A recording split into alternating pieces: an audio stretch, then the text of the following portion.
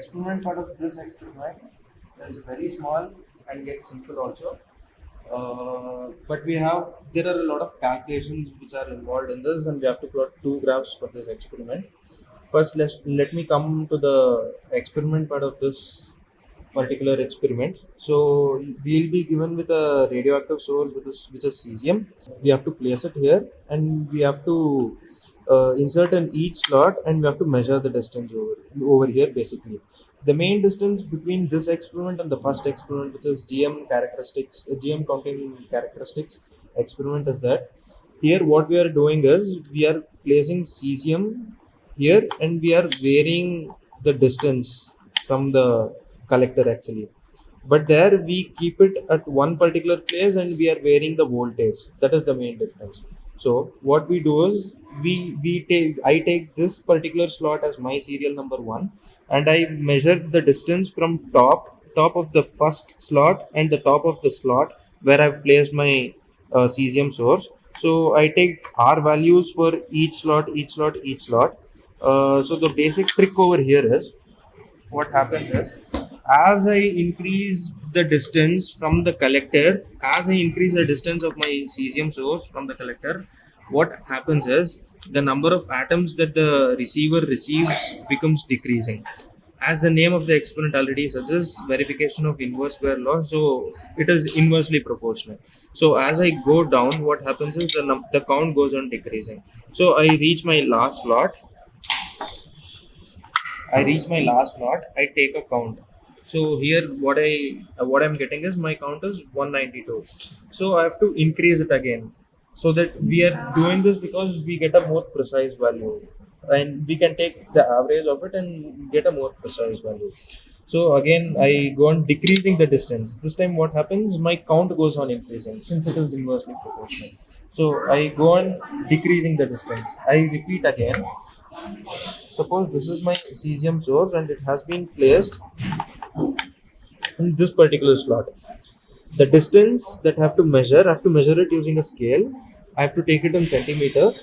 It starts from the top of this first slot and the top of the slot where I've placed my cesium source. Before performing the experiment, we use a scale and take different R values, and we note down all the values of R. We'll come to this part a bit later. R0 is the correction factor which we will be finding it using a graph. Now we'll focus here, and as I go on increasing the distance, I take down the various counts of atoms that are being received. It goes on decreasing as I increase the distance, and it goes on increasing as I decrease the distance.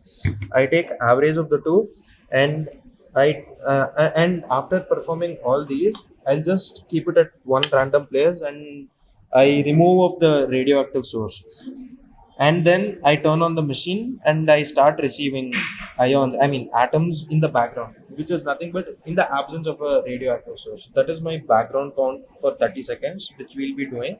So I take the value of corrected count, which is this value minus this value, background count, the value that we have calculated minus the background count. Calculating the value of n minus n naught, we have to calculate the rate at which the atoms are being received for 30 seconds. So it is very simple. Take corrected count divided by 30, wherein we get all these values, and now we have to take inverse of root of this value. By this I get 1 by root I. All these are simple calculations using substitution. By substituting we can get all these answers. And log I. Log is nothing but log base 10 I, and here it is log base 10 t.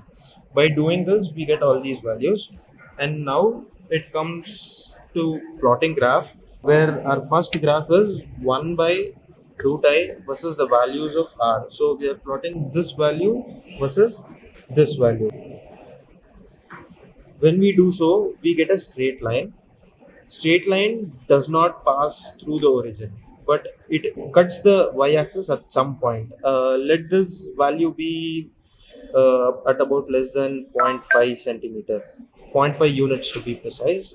It is good if it is a bit less. The correction factor is a bit less. By this, we get the correction factor at the point where this slope intercepts the y-axis is the value of R0, which I mentioned before a while ago. So we calculate the distance with correction by using this formula. D is equal to R plus R naught. We get the corresponding values, and in the second graph what we do is, now we are taking this d, we are calculating the log of this d, and we are plotting it versus log of I. So it is log d versus log I. Again it is a slope, I mean again it is a straight line which is decreasing, I mean which is this way. So I calculate the slope of this straight line. It has to be around 2 because it is inverse square. So when I plot log of those two values, my slope should be 2. So when if you are getting values in and around 2, your experiment is correct and you'll be getting full marks. One more important thing over here is, as I mentioned before, the only thing in this experiment which differs this experiment from the first one is that we are keeping voltage constant over here, and we are varying the distance of the source from the receiver. So here we keep voltage in the operating range. Here they have given the maximum limit is 700 volts and the operating voltage starts from about 480. So we can keep voltage somewhere between 480 to 700. And suppose if I keep my voltage at 500, I keep it 500 throughout the experiment. That is, it has to be constant.